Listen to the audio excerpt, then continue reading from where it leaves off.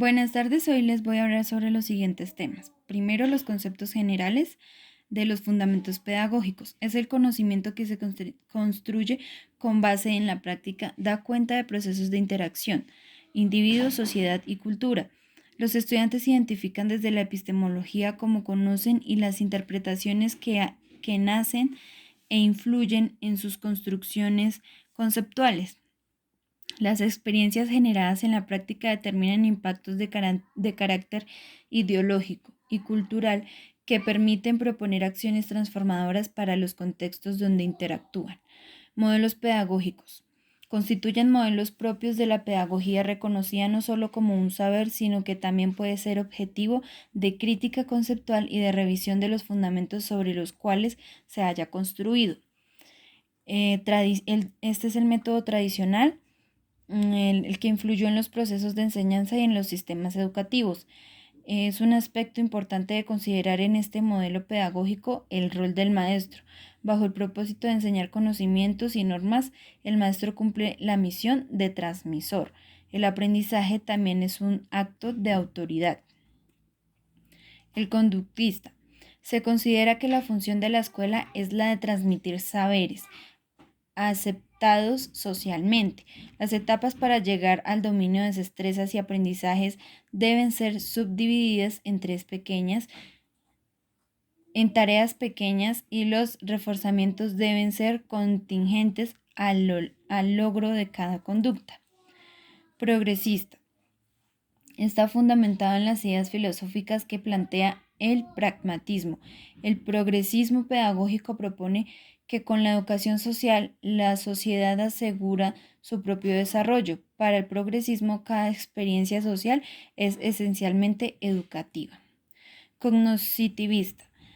En este modelo, el rol del maestro está dirigido a tener en cuenta el nivel de desarrollo y el proceso cognitivo de los alumnos. Crítico radical. La pedagogía crítica se interesa en primer lugar en una crítica a las estructuras sociales que afectan la vida de la escuela, particularmente situaciones relacionadas con la cotidianidad escolar y la estructura del poder. Esta pedagogía ha variado según el nivel de desarrollo y contenido, énfasis en el trabajo productivo y confrontación social. Precursores de la educación infantil. María Montessori. Vamos a hablar sobre los principios y los aportes. María Montessori, la mente de los niños posee una capacidad maravillosamente amplia en donde absorben conocimientos inconscientemente, pasando poco a poco del inconsciente a la conciencia. María Montessori desarrolló un método de enseñanza revolucionario en donde se cambió la forma de trabajo con los niños de la educación preescolar y primaria. Esta idea partía de la autonomía del niño para fomentar la iniciativa y el aprendizaje libertino de los niños. Jan Amos Comenius. Según Comenius, recomendaba proceder de lo conocido a lo desconocido, desde lo simple a lo complejo. Los aportes. Planteó un método práctico de aprender en el que los conocimientos se infiltren suavemente en las almas, dejando una verdadera esencia y llevando un entendimiento acerca del fundamento de la razón, principalmente cosas que existen y se crean primero a formar entendimiento de las cosas, la memoria, lengua y manos. John Dewey hizo contribuciones fundamentales en función de la práctica reflexiva. Fue uno de los que consideró a los maestros como profesionales de la educación. Señala que el profesor debe contar con dos actitudes básicas para considerarse un maestro reflexivo. Los aportes. Él entendió la educación como la suma total de procesos, los cuales en una comunidad se hace un grupo social, pequeño o grande, que transmite sus objetivos y sus poderes adquiridos. Anton Makarenko decía: el docente no solo debe tener grandes conocimientos, sino también debe conocer las peculiaridades de cada estudiante. También decía que la disciplina viene desde la familia y que es muy necesaria para la construcción de una sociedad comunista. Según Makarenko, se debía educar la para enfrentar la vida y que el trabajo debía ir separado de la educación. El aporte de él llevó a los niños a pensar y a razonar. Es muy reconocido porque a los niños a quienes educó fueron niños delincuentes, a quienes educó por medio del trabajo colaborativo. Celestín Freinet. Para Freinet fue importante la salud psicológica, filosófica y moral de sus niños, ligada a las mejoras en cuanto a las condiciones del trabajo de los maestros. Los aportes, el desarrollo de una pedagogía popular basada en la espontaneidad, el trabajo colectivo. Algunas técnicas de Freinet son la necesidad de seguridad del niño, el paso fácil del juego al trabajo, la participación creciente en la responsabilidad. David Ausubel. Sus principios. Fue un defensor del método educativo y rechazó la teoría piagetiana, en la que se dice que solo se entiende lo que se descubre. Aportó a las teorías de aprendizaje significativo, teoría de enseñanza y métodos los cuales se relacionan con los factores cognitivos, afectivos y sociales. Los aportes. La teoría de Ausubel está basada en el aprendizaje significativo, en el cual agrega nuevas informaciones a sus conocimientos previos, lo que lleva a una asimilación en lo conocido y lo desconocido, facilitando el aprendizaje significativo. Interacción entre el nuevo conocimiento y el conocimiento previo. No es repetitivo ni memorístico. Federico Froebel.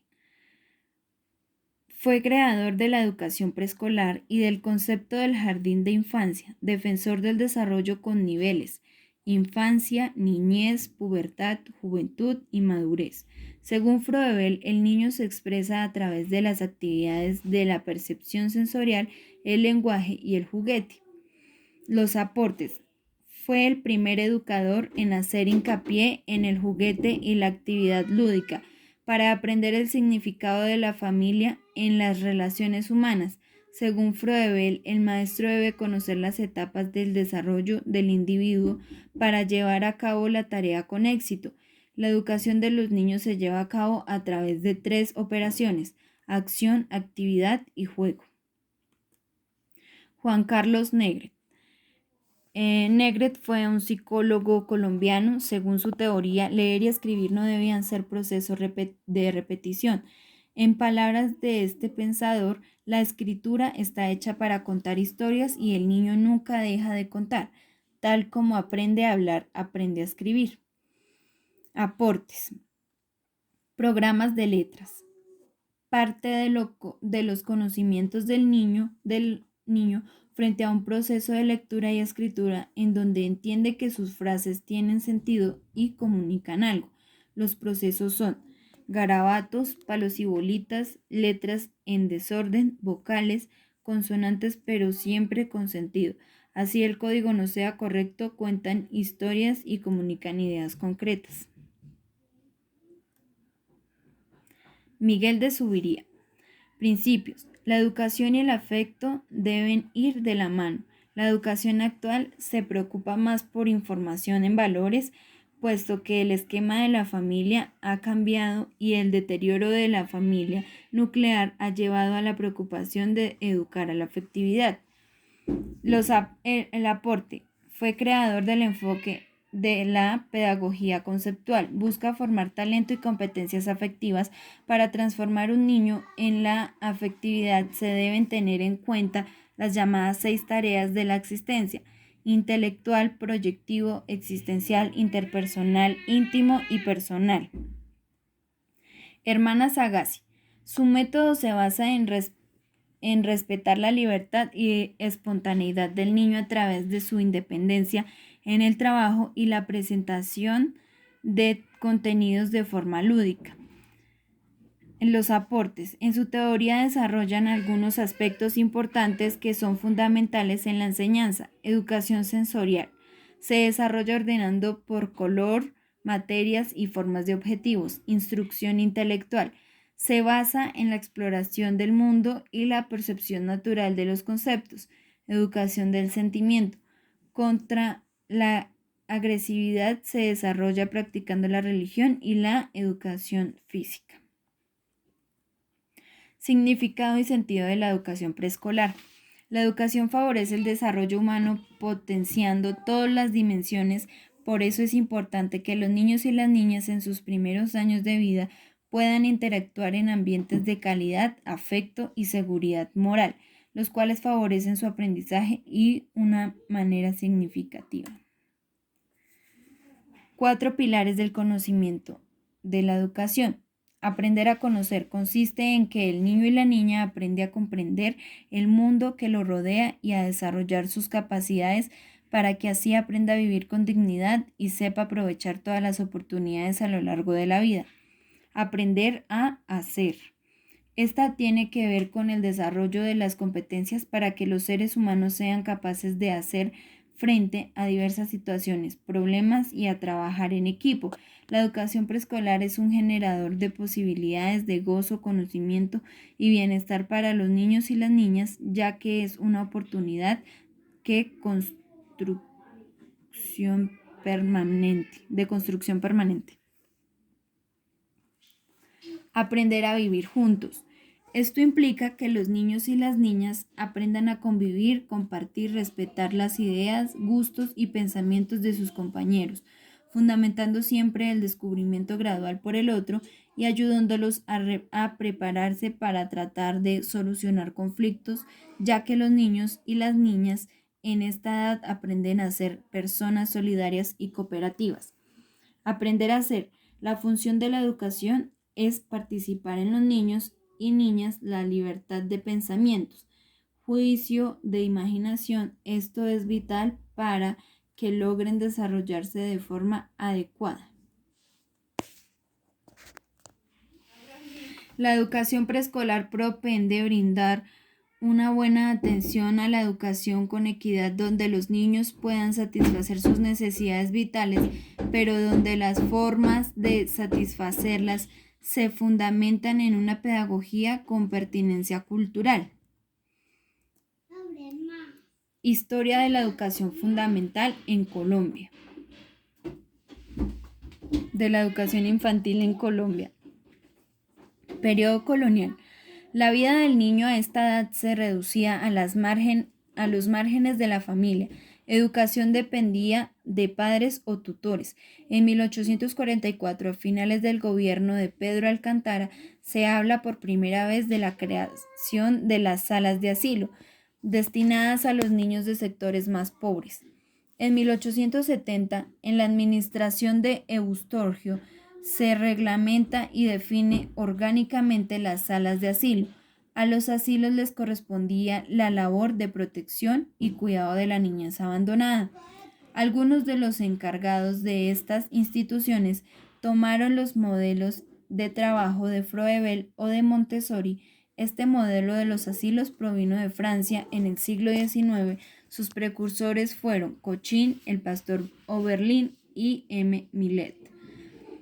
A finales del siglo XIX, los primeros misioneros alemanes pedagogos difundieron las ideas de Federico Froebel. Permitió la aparición de los primeros jardines infantiles.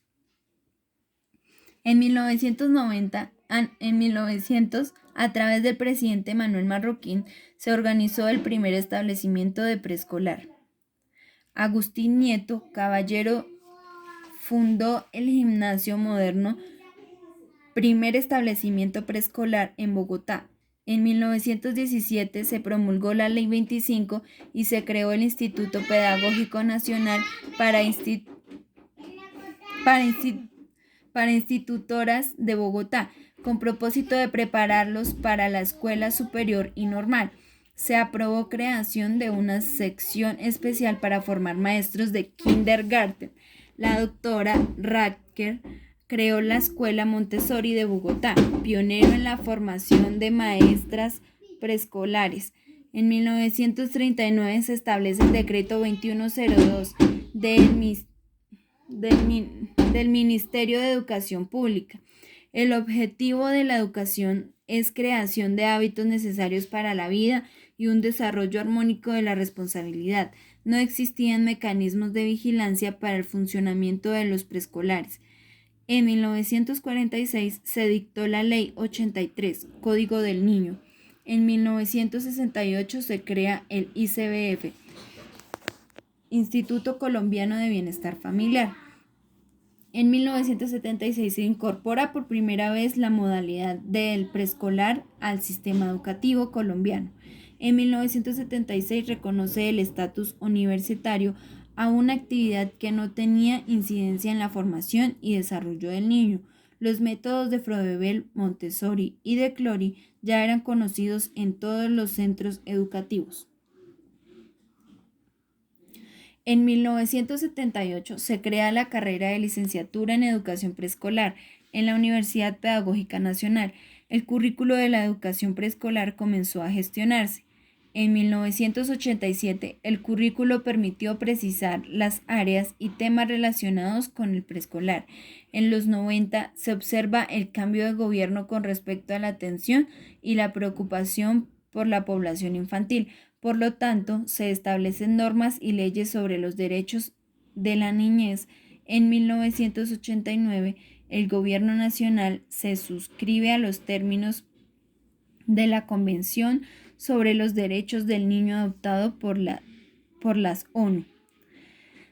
Se establece el Código del Menor como instrumento jurídico para la protección de los derechos del menor y su familia. En 1990 es la Declaración Mundial de la Supervivencia, Protección y Desarrollo del Niño. En 1994 se crean dos iniciativas: el Plan de Acción y la nueva Constitución Política, ambas incorporando principios de los derechos fundamentales del niño. En este plan se menciona por primera vez el grado 0 para disminuir la repitencia en la escuela primaria y mejorar la calidad educativa. Finalmente, la Ley 115 reconoce la educación preescolar como un grado obligatorio y un nivel educativo importante en la formación y desarrollo del niño. Orientaciones curriculares. Se constituyen a partir de una concepción de los niños de los procesos pedagógicos, teniendo en cuenta sus dimensiones de desarrollo: ética, estética, corporal, cognitiva, comunicativa, socioafectiva y espiritualmente, buscando que los niños tengan una educación acorde a sus propósitos y como eje principal como seres únicos, singulares, con capacidades de conocer, sentir, opinar, disentir, plantear problemas y buscar posibles soluciones con características sociales, económicas y culturales. El docente tiene como misión introducir a los niños al mundo escolar y crear ambientes propicios para su aprendizaje y desarrollo integral. Es quien guía al niño. Gracias.